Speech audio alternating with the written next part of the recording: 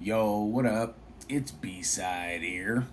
And, I stopped letting other people's doubts become my own. One of the biggest lessons I've learned over the last 25 years is there's a huge difference between constructive criticism and somebody else's doubt. When I first decided I wanted to become a rapper, I heard all kinds of things. You're from Utica, New York. Nobody ever makes it from there. Music should just be a hobby. It's a pipe dream. You should go to college. You should get a real job. You'll never make it. And, the interesting thing is, they weren't criticizing my music. Most of these people had never even heard me rap. They were trying to predict my future. And there's a huge difference to that. Constructive criticism says, here's how you can get better. Doubts say, why bother trying? And I've always believed that you should listen to constructive criticism. If somebody tells me a lyric could be stronger, I'll think about it. If somebody tells me a hook could be better, I'll look at it and rewrite it. One of my favorite examples is when my producer Ken told me to completely rewrite a hook because he knew I could do it better. At the time I didn't want to hear it, but he was right all along, and the song became better because I listened to what he had to say. And that's constructive criticism. It's trying to make you better. Now what I never accepted were predictions. People telling me I'd never make it because of where I lived. People telling me the music wasn't realistic.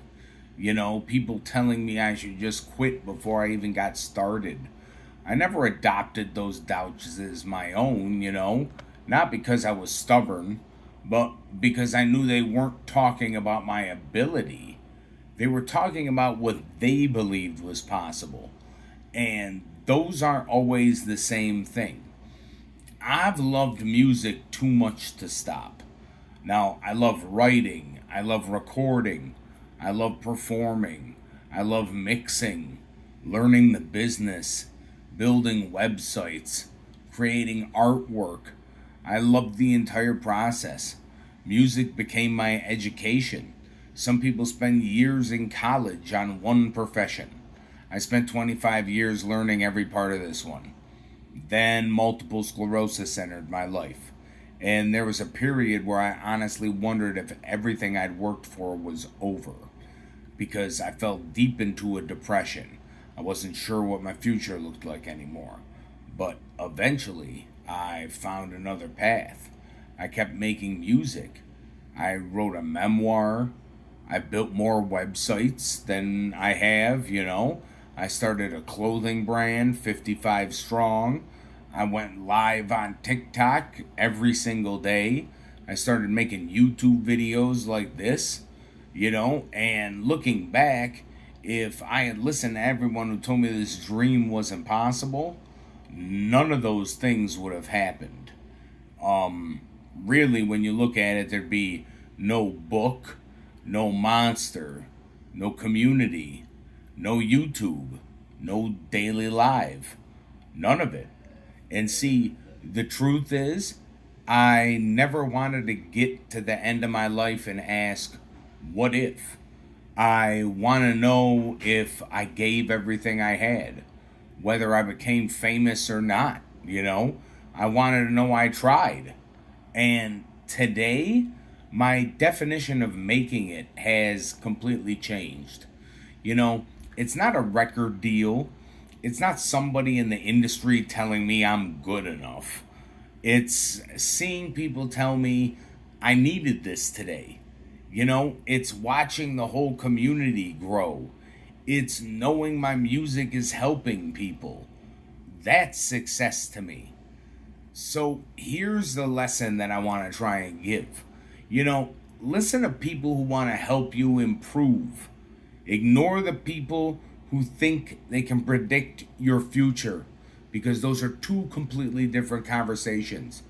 Constructive criticism asks, how can you get better? Doubt says, you'll never succeed. Now, one deserves your attention, the other doesn't deserve your belief, because nobody knows what you're capable of becoming, especially before you've even done the work. Stay strong, stay wicked. Like, subscribe, comment, share this with somebody you think who might need it. Check out 55strong.cc for everything that I do, everything I wear, my music, my book, the shirts, the hats, everything. Check it out, 55strong.cc. Share this with somebody who might need it. It's B-Cide. Peace out.